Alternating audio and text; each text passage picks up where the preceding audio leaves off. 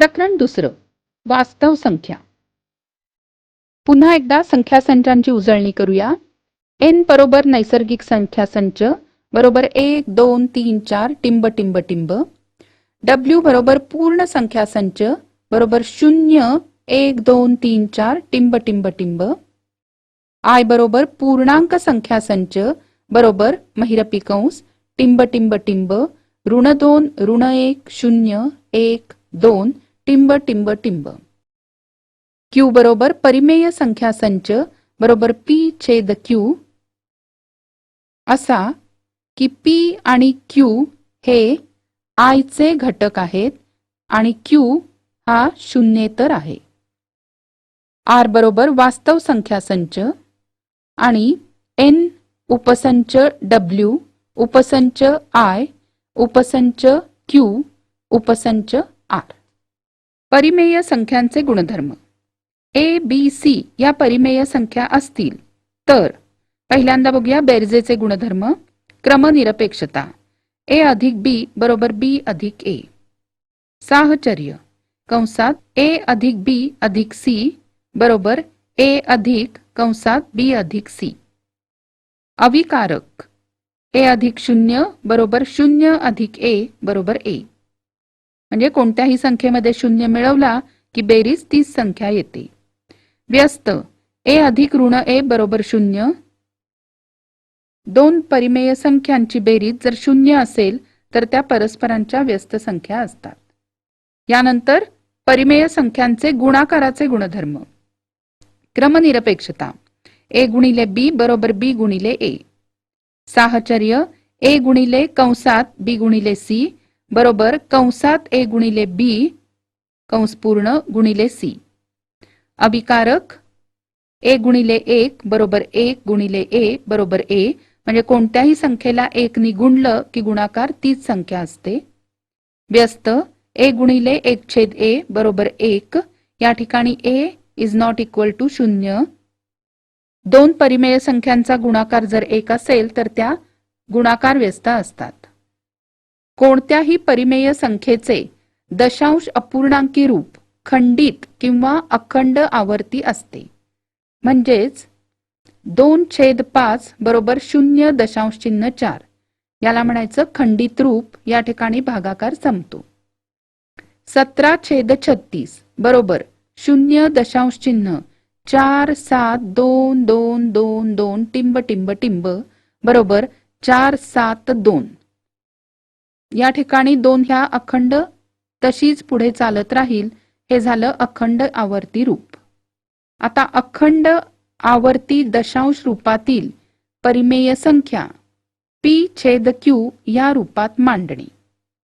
प्रश्न आहे खालील परिमेय संख्या p छेद q रूपात लिहा. 0.6 आवर्ती. समजा x बरोबर 0.6 आवर्ती. दिलेल्या संख्येमध्ये 6 हा एकच अंक आवर्ती आहे म्हणून तिला 10 नी गुणलं. म्हणून 10x बरोबर 6.6 आवर्ती. म्हणून 10x वजा x बरोबर 6.6 आवर्ती वजा 0.6 आवर्ती बरोबर 6.0. म्हणून 9x बरोबर 6. म्हणून x बरोबर 6/9 म्हणून x बरोबर 2/3. म्हणून 0.6 आवर्ती बरोबर 2/3. पुढची संख्या 3.17 आवर्ती. समजा x बरोबर 3.17 आवर्ती. या ठिकाणी 1 आणि 7 हे 2 अंक आवर्ती आहेत म्हणून तिला 100 न गुणलं. म्हणून 100x बरोबर 317.17 आवर्ती. म्हणून 100x वजा x बरोबर 317.17 आवर्ती वजा 3.17 आवर्ती बरोबर 314. म्हणून 99x बरोबर 314. म्हणून x बरोबर 314/99 म्हणून 3.17 आवर्ती बरोबर 314/99. पुढचा प्रश्न खालीलपैकी कोणत्या परिमेय संख्यांचे दशांश रूप खंडित असेल आणि कोणत्या संख्येचे दशांश रूप अखंड आवर्ती असेल ते लिहा. 13/5 ज्या परिमेय संख्येच्या छेदाच्या मूळ अवयवामध्ये 2 आणि 5 यांच्या व्यतिरिक्त मूळ संख्या नसतील तर त्या परिमेय संख्येचे दशांश रूप खंडित असते. या ठिकाणी संख्येच्या छेदात 5 हा मूळ अवयव आहे, म्हणून संख्येचे दशांश रूप खंडित आहे. 2/11 या छेदातील संख्या मूळ अवयव 2 आणि 5 यांच्या व्यतिरिक्त आहे, म्हणून संख्येचे दशांश रूप अखंड आवर्ती असेल. 29/16 या संख्येच्या छेदात 2 हा मूळ अवयव आहे, म्हणून या संख्येचे दशांश रूप खंडित आहे.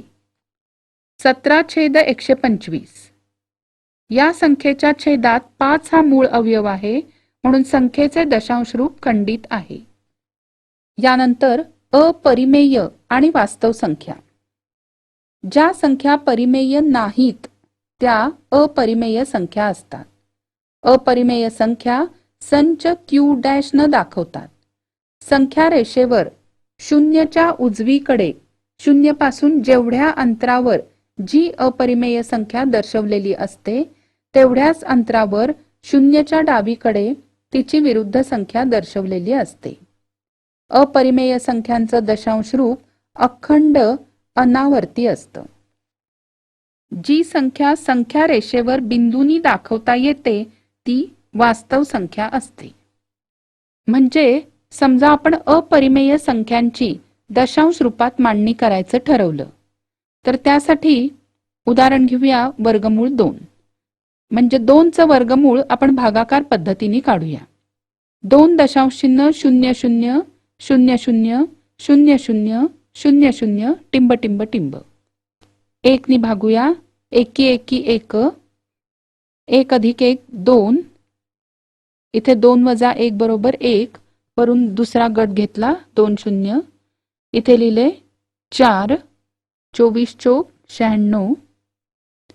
खाली राहिले 4 बाकी. पुन्हा एक शून्याचा गट घेतला आणि या ठिकाणी 24 अधिक 4 281. 281 1 281. अशा पद्धतीने जर आपण भागाकार करत गेलो तर तो आपल्याला येतो वर्गमूळ 2 बरोबर 1.4142 टिंब टिंब टिंब.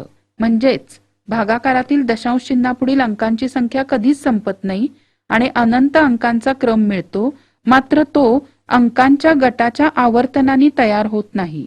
म्हणजेच हे संख्येचं दशांश रूप अखंड अनावर्ती असतं आणि म्हणून अखंड अनावर्ती दशांश रूपातील संख्या अपरिमेय असते. यानंतर पाय ह्या संख्येबद्दल बघूया. पाय ही अपरिमेय संख्या आहे. तिची अंदाजे किंमत 22/7 किंवा 3.14 अशी घेतात. प्रश्न आहे 4 वर्गमूळ 2 ही संख्या अपरिमेय आहे हे सिद्ध करा.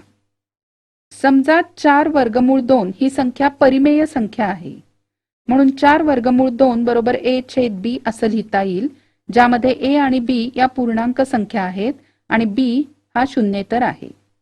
म्हणून वर्गमूळ 2 बरोबर a/4b.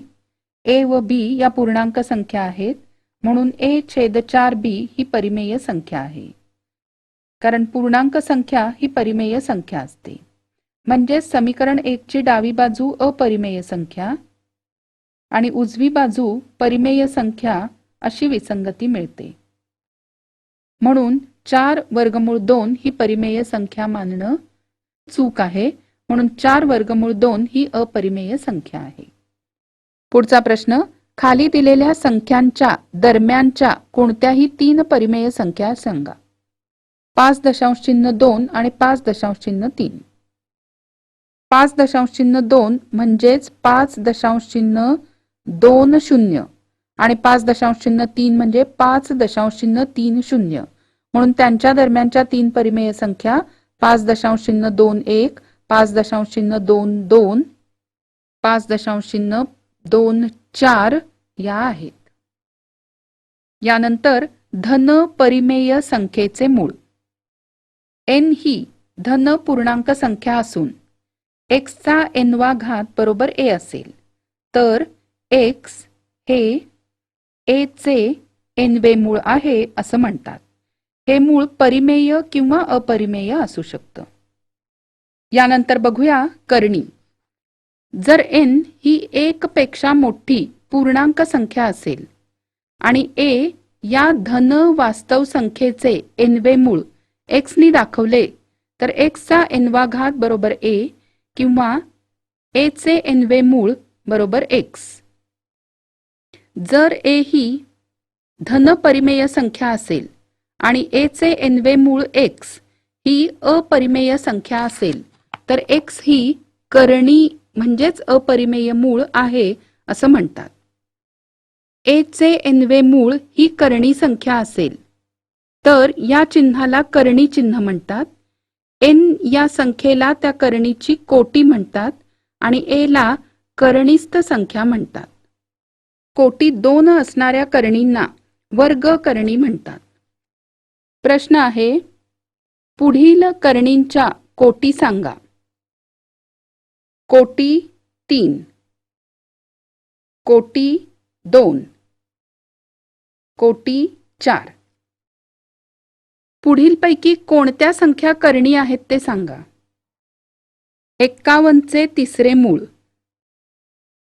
बरोबर 17 गुणिले 3 चे तिसरे मूळ, परंतु याचे उत्तर अपरिमेय येईल म्हणून ही संख्या करणी आहे. 16 चे चौथे मूळ बरोबर 2 गुणिले 2 गुणिले 2 गुणिले 2 चे चौथे मूळ बरोबर 2 च्या चौथ्या घाताचे चौथे मूळ बरोबर 2.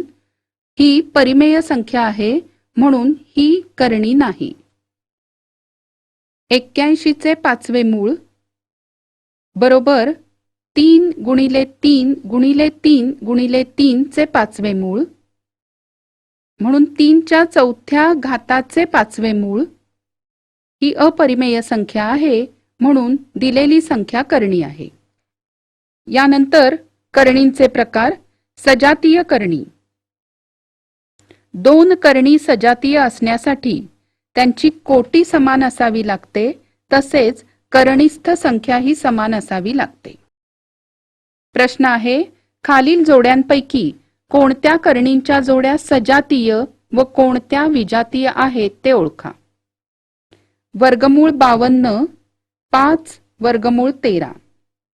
वर्गमूळ 52 बरोबर वर्गमूळ 13 गुणिले 4 बरोबर वर्गमूळ 13 गुणिले वर्गमूळ 4 बरोबर 2 वर्गमूळ 13. 2 वर्गमूळ 13 व 5 वर्गमूळ 13 या सजातीय करणी आहेत. वर्गमूळ 68 5 वर्गमूळ 3. वर्गमूळ 68 बरोबर वर्गमूळ 4 गुणिले 17 बरोबर वर्गमूळ 4 गुणिले वर्गमूळ 17 बरोबर 2 वर्गमूळ 17. म्हणून 2 वर्गमूळ 17 आणि 5 वर्गमूळ 3 ही विजातीय करणींची जोडी आहे कारण या ठिकाणी कोटी समान असली तरी करणीस्थ संख्या भिन्न आहेत. पुढचा प्रश्न, खालील करणीला सोपे रूप द्या. वर्गमूळ 250 बरोबर वर्गमूळ 25 गुणिले 10 बरोबर वर्गमूळ 25 गुणिले वर्गमूळ 10 बरोबर 5 वर्गमूळ 10. पुढचा प्रश्न, खालील संख्यांमधील लहान मोठेपणा ठरवा. 4 वर्गमूळ 42 9 वर्गमूळ 2. 4 वर्गमूळ 42 बरोबर वर्गमूळ 16 गुणिले वर्गमूळ 42 बरोबर वर्गमूळ 672. 9 वर्गमूळ 2 बरोबर वर्गमूळ 81 गुणिले वर्गमूळ 2 बरोबर वर्गमूळ 162. या ठिकाणी कोटी समान आहे आणि करणीस्थ संख्यांमध्ये 672 ही 162 पेक्षा मोठी आहे म्हणून वर्गमूळ 672 मोठी वर्गमूळ 162 पेक्षा, म्हणून 4 वर्गमूळ 42 मोठी 9 वर्गमूळ 2 पेक्षा. पुढचा प्रश्न आहे, सोपे रूप द्या. 7 वर्गमूळ 48 वजा वर्गमूळ 27 वजा वर्गमूळ 3. 7 वर्गमूळ 16 गुणिले 3 वजा वर्गमूळ 9 गुणिले 3 वजा वर्गमूळ 3 बरोबर 7 गुणिले वर्गमूळ 16 गुणिले वर्गमूळ 3 वजा वर्गमूळ 9 गुणिले वर्गमूळ 3 वजा वर्गमूळ 3.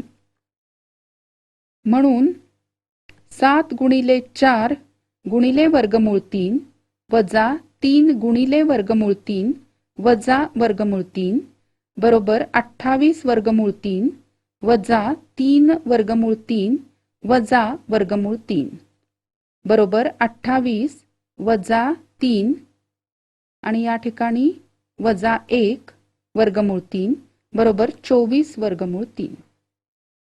यानंतर छेदाचे परिमेयीकरण करा. दोन करणींचा गुणाकार परिमेय संख्या येत असेल तर त्यापैकी कोणत्याही एका करणीला दुसऱ्या करणीचा परिमेयीकरण गुणक म्हणतात. 1 छेद वर्गमूळ 14 बरोबर 1 छेद वर्गमूळ 14 गुणिले वर्गमूळ 14 छेद वर्गमूळ 14 बरोबर वर्गमूळ 14 छेद 14. छेदाचे परिमेयीकरण करा. 6 छेद 9 वर्गमूळ 3 बरोबर 6 छेद 9 वर्गमूळ 3 गुणिले वर्गमूळ 3 छेद वर्गमूळ 3 अंशाला व छेदाला वर्गमूळ 3 ने गुणले बरोबर 6 वर्गमूळ 3 छेद 9 वर्गमूळ 9 बरोबर 6 वर्गमूळ 3 छेद 9 गुणिले 3 बरोबर 2 वर्गमूळ 3 छेद 9. यानंतर वर्गकरणीचे द्विपद रूप. एक वर्गकरणी आणि दुसरी शून्येतर परिमेय संख्या यांच्या बेरजेला तसेच वजाबाकीला आणि दोन वर्गकरणींच्या बेरजेला तसेच वजाबाकीला वर्गकरणीचे द्विपद रूप म्हणतात. उदाहरणार्थ a अधिक x वर्गमूळ b, ऋण 5 अधिक ऋण 3 व ऋण 5 वजा ऋण 3 या द्विपद करणींच्या जोडीचा गुणाकार परिमेय संख्या आहे. अशा द्विपद करणींच्या जोड्यांना अनुबद्ध जोड्या म्हणतात. द्विपद करणी आणि तिची अनुबद्ध जोडी या दोन्ही संख्या परस्परांचे परिमेयीकरणाचे गुणक असतात. प्रश्न आहे, खालील संख्यांच्या छेदांचे परिमेयीकरण करा. 3 छेद 2 वर्गमूळ 5 वजा 3 वर्गमूळ 2. 2 वर्गमूळ 5 वजा 3 वर्गमूळ 2 ची अनुबद्ध जोडी आहे 2 वर्गमूळ 5 अधिक 3 वर्गमूळ 2. म्हणून 3 छेद 2 वर्गमूळ 5 वजा 3 वर्गमूळ 2 बरोबर 3 छेद 2 वर्गमूळ 5 वजा 3 वर्गमूळ 2 गुणिले 2 वर्गमूळ 5 अधिक 3 वर्गमूळ 2 छेद 2 वर्गमूळ 5 अधिक 3 वर्गमूळ 2 बरोबर 3 गुणिले कंसात 2 वर्गमूळ 5 अधिक 3 वर्गमूळ 2 छेद 2 वर्गमूळ 5 वजा 3 वर्गमूळ 2 दुसऱ्या कंसात 2 वर्गमूळ 5 अधिक 3 वर्गमूळ 2 बरोबर 6 वर्गमूळ 5 अधिक 9 वर्गमूळ 2 छेद 2 वर्गमूळ 5 कंसाचा वर्ग वजा 3 वर्गमूळ 2 कंसाचा वर्ग बरोबर 6 वर्गमूळ 5 अधिक 9 वर्गमूळ 2 बरोबर 4 गुणिले 5 वजा 9 गुणिले 2 बरोबर 6 वर्गमूळ 5 अधिक 9 वर्गमूळ 2 छेद 20 वजा 18 बरोबर 6 वर्गमूळ 5 अधिक 9 वर्गमूळ 2 छेद 2. यानंतर केवल मूल्य. x ही वास्तव संख्या असेल तर x चं केवल मूल्य किंवा संख्या रेषेवरील शून्यापासूनचं तिचं अंतर केवल मूल्य x असं लिहितात. जर x हा शून्यपेक्षा मोठा असेल तर x चं केवल मूल्य x असतं. म्हणजे जर x धन असेल तर x चं केवल मूल्य x असतं. जर x बरोबर 0 असेल तर x चं केवल मूल्य 0च असतं आणि x जर शून्यापेक्षा लहान असेल म्हणजेच ऋण असेल तर x चं केवल मूल्य ऋण x असतं. कोणत्याही वास्तव संख्येचं केवल मूल्य ऋण नसतं. आता किंमत काढा. केवल मूल्य 7 गुणिले केवल मूल्य ऋण 4 बरोबर 7 गुणिले 4 बरोबर 28. केवल मूल्य 4 वजा 9 बरोबर केवल मूल्य ऋण 5 बरोबर 5. सोडवा. केवल मूल्य 7 वजा 2x बरोबर 5. म्हणून 7 वजा 2x बरोबर धन 5 किंवा 7 वजा 2x बरोबर ऋण 5. म्हणून ऋण 2x बरोबर 5 वजा 7 किंवा ऋण 2x बरोबर ऋण 5 वजा 7. म्हणून ऋण 2x बरोबर ऋण 2 किंवा ऋण 2x बरोबर ऋण 12. म्हणून 2x बरोबर 2 किंवा 2x बरोबर 12. म्हणून x बरोबर 2/2 किंवा x बरोबर 12/2. म्हणून x बरोबर 1 किंवा x बरोबर 6. म्हणून x बरोबर 1 किंवा x बरोबर 6 हे उत्तर.